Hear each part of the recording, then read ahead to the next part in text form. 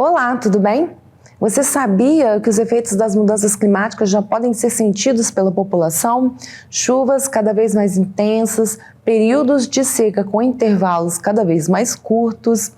A prevenção às mudanças climáticas é uma preocupação do governo do estado, que hoje lidera o consórcio Brasil Verde, um dos maiores sobre esse tema no hemisfério sul. Para falar sobre as adaptações às mudanças climáticas no Espírito Santo, conversamos com o governador Renato Casagrande. Eu sou Amanda Amaral e esse é o S Brasil Entrevista.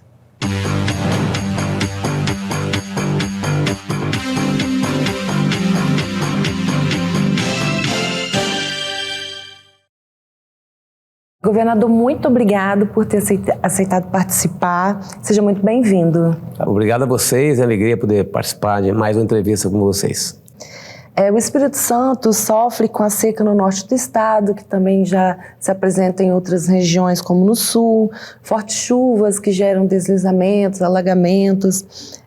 O Espírito Santo é um estado preparado para lidar com as mudanças climáticas? Que instrumentos, que garantem isso? Não é um estado preparado ainda, é um estado que está se preparando. O Brasil não é preparado para enfrentar aquilo que a gente tem observado com mais frequência nesses últimos anos, né? Sejam chuvas torrenciais mais intensas com mais frequência, seja estiagem também, né, com mais intensidade, no nosso estado, especialmente no norte do estado do Espírito Santo. Então, o que nós estamos fazendo é um conjunto grande de investimentos, né, pensando aí na questão da adaptação às mudanças climáticas, a gente se adaptar a essas mudanças. Então, nós estamos fazendo um conjunto grande de investimentos, lançamos um Fundo Cidades, que é um repasse para os municípios voltados para obras de prevenção. Fora isso, a gente tem feito muitos investimentos em macrodrenagem, Vila Velha mesmo, Cariacica, Serra, Viana, Colatina, Águia Branca, diversos investimentos nos municípios para a gente poder aumentar a resistência e a resiliência desses municípios. Estamos fazendo obras de contenção em diversos municípios, muros de contenção para evitar deslizamento. Então, a gente tem feito trabalho importante de investimento em infraestrutura. E, ao mesmo tempo, o que a gente também tem pedido e trabalhado muito é da mudança do perfil da matriz energética, para a gente poder ter mais energia renovável, trabalho de recuperação florestal. Então, isso tudo ajuda também a compor, né, as ações preventivas e ações de adaptação. A adaptação às mudanças climáticas envolve diversos tipos de medidas, desde a realocação de famílias, obras de macrodrenagem.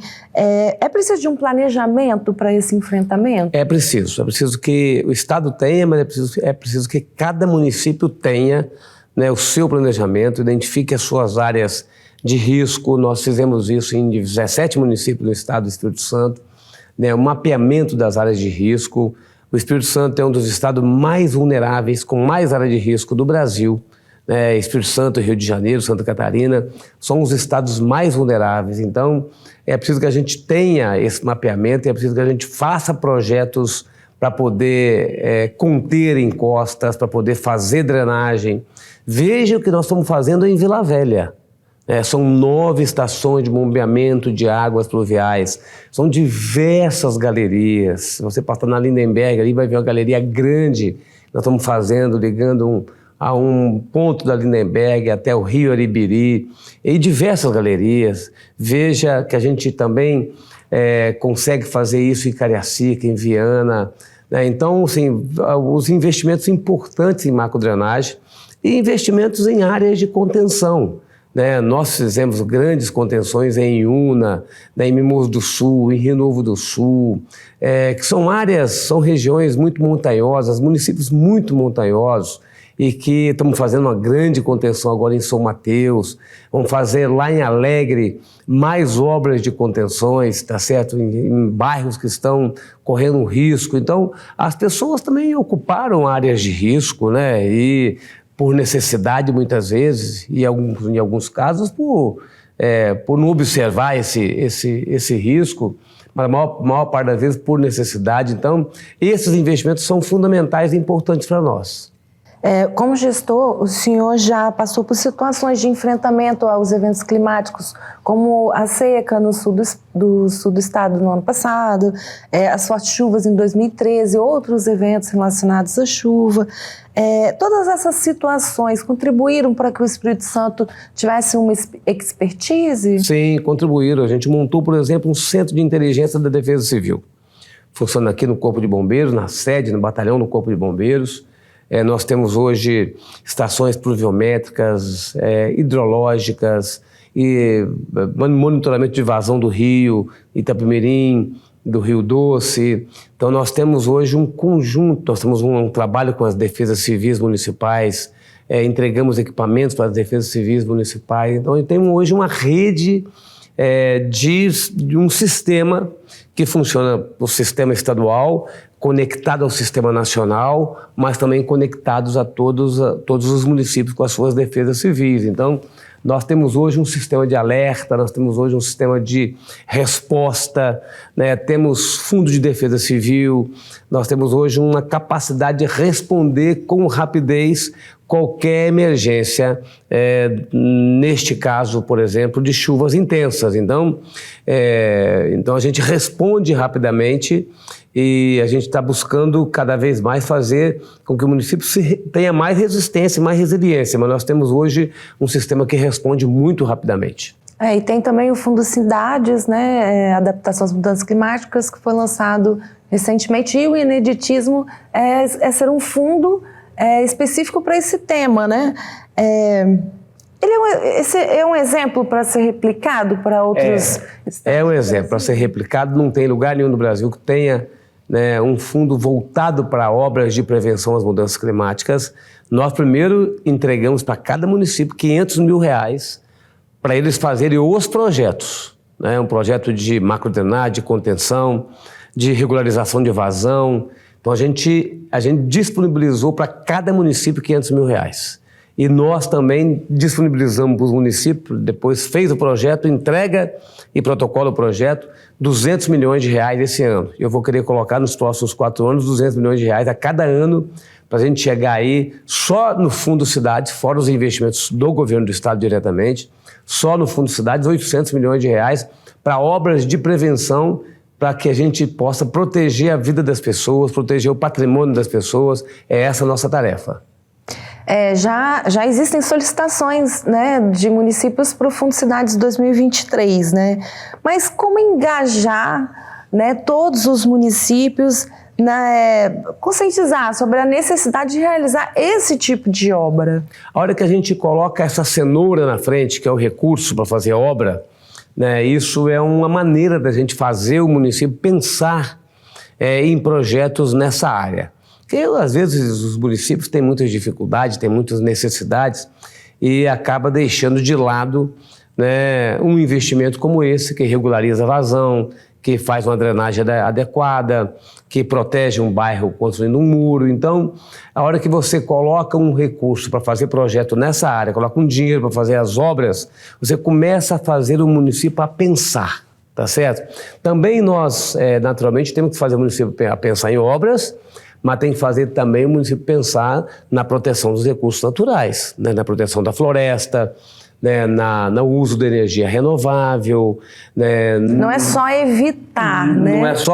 Não é só adaptar, não é só adaptar depois que as coisas já aconteceram. A gente tem também que cuidar dos recursos naturais, tá certo? E reduzir as emissões de gases do efeito estufa. Então, essa é uma tarefa da União, do Estado mas também é do município. O município pode sim ajudar a proteger sua floresta, pode denunciar se alguém estiver desmatando, pode evitar que o esgoto vai para o rio, né? Você pode evitar que uma área seja ocupada, numa área de inundação, por exemplo, onde alaga, numa área de risco. Então, o município pode fiscalizar a ocupação dessas áreas. Então, tem um trabalho grande que o município pode e deve fazer para ajudar a gente a proteger as pessoas.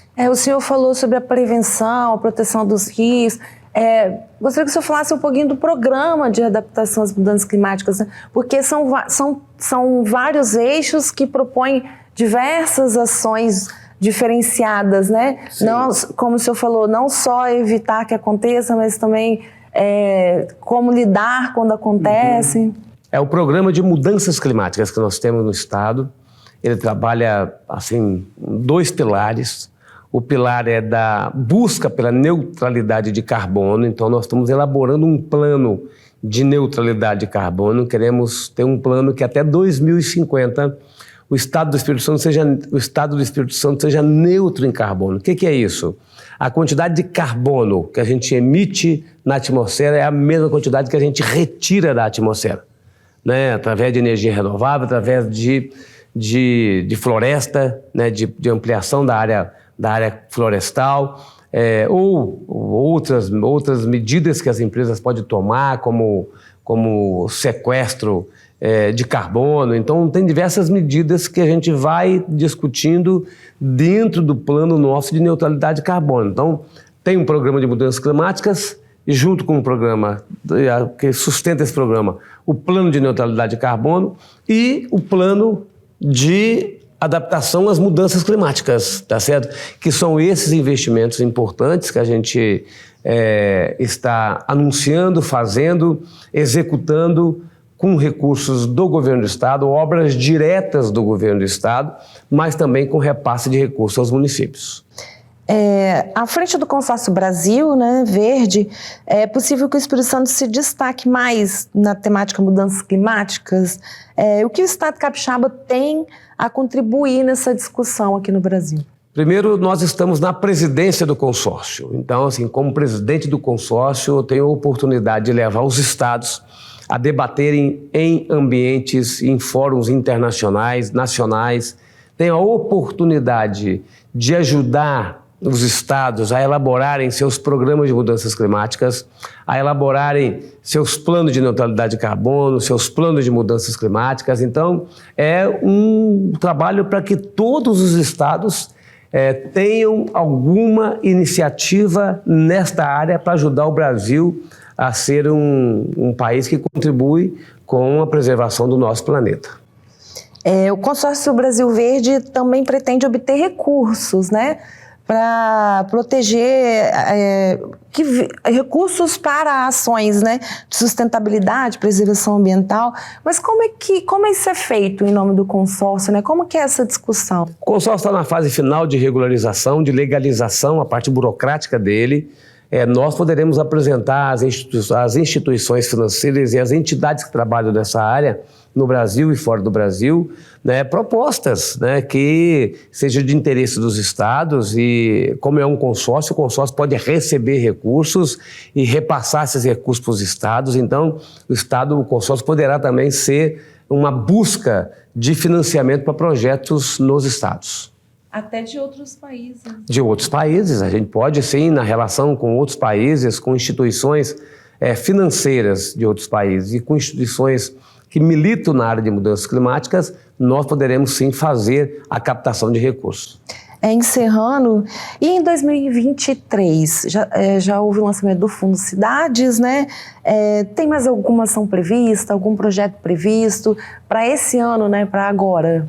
Sim, nós vamos entregar esse ano nosso plano de neutralidade de carbono, né, que está sendo elaborado, assim, uma equipe de professores da universidade, do IFES, né, estamos fazendo isso com a Federação das Indústrias, do Transporte, da Agricultura, está envolvendo outras instituições do nosso estado. Então, nós vamos entregar esse ano nosso plano de neutralidade de carbono, que é o caminho que a gente vai seguir para chegar à neutralidade até 2050. Vamos ter outras medidas de ampliação do programa Reflorestar, que é o programa de recuperação da cobertura florestal. Águas Capixabas, um programa de revitalização de recursos hídricos e de infiltração de recursos hídricos. Então, nós vamos ter diversas medidas a serem anunciadas ainda em 2023. Governador, muito obrigada por ter aceitado participar, por ter tirado um momento do seu tempo para falar com a gente sobre as mudanças climáticas. Muito obrigada. Obrigado a você, Amanda, e é um tema que a gente tem que discutir muito com a sociedade brasileira e capixaba. Obrigado. Esse foi o S Brasil Entrevista, um conteúdo da revista S Brasil. Lembrando que esse e outros conteúdos você encontra em qualquer plataforma de stream, no nosso YouTube e, é claro, no portal sbrasil.com.br. Não deixe de nos acompanhar em nossas redes sociais. Muito obrigada e até a próxima.